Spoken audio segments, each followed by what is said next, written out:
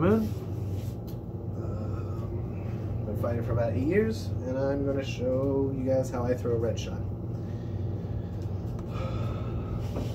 Usually focus on non-metal weapons, 50 inches to 60 inches, heavier with crossguards usually. But I'm going to show you guys how I throw red shots, how I teach people I throw red shots. And the reason for this is I want the most amount of my force to go into their shield or down. I use a combination of force and noise. I want it to be forceful, but not tiring. And I want it to be loud so everybody hears it. So when I throw a shot, I want to make as much contact with that shield as possible. Usually the top foot. A lot of people do 6 inches. That's not for me.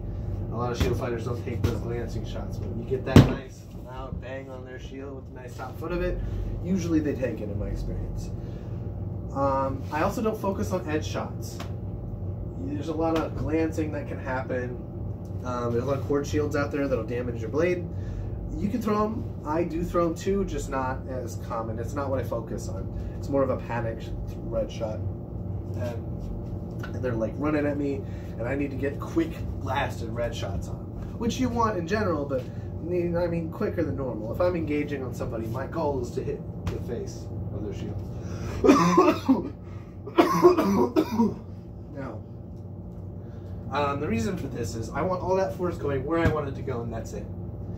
If I go to the center of their shield, I know that's where it's going to go, and if I think it's going to go anywhere else, I'm going to push it down. Go boom, and push down. So if I'm engaging with somebody, I come in, I'm hitting them and pushing down. It is safe as it can be doing it that way. If you do it any other way, you go red shot up, you hit somebody in the face, you go, I don't know, off to the side, and keep going hard. You might glance off that shield and hit the guy next to him. Red shots are some of the hardest shots you can throw.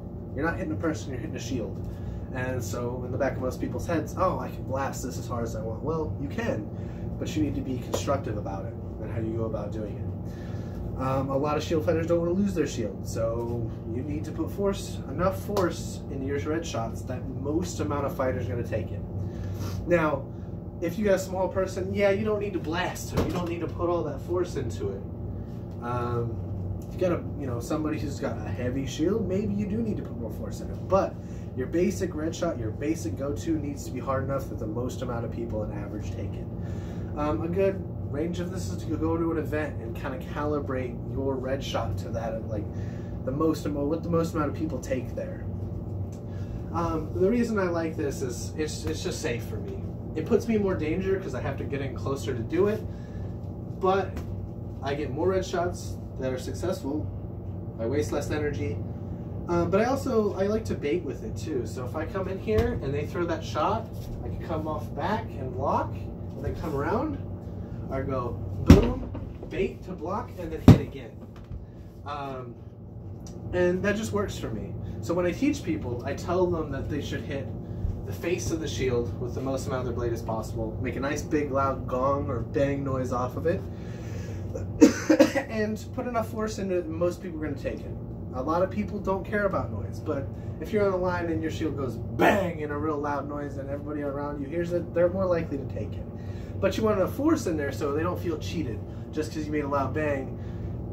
There needs to be enough force behind it that they're going to take it as well.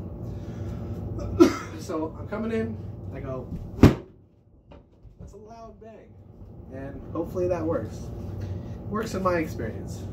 Yeah, hopefully I'm going to do more videos.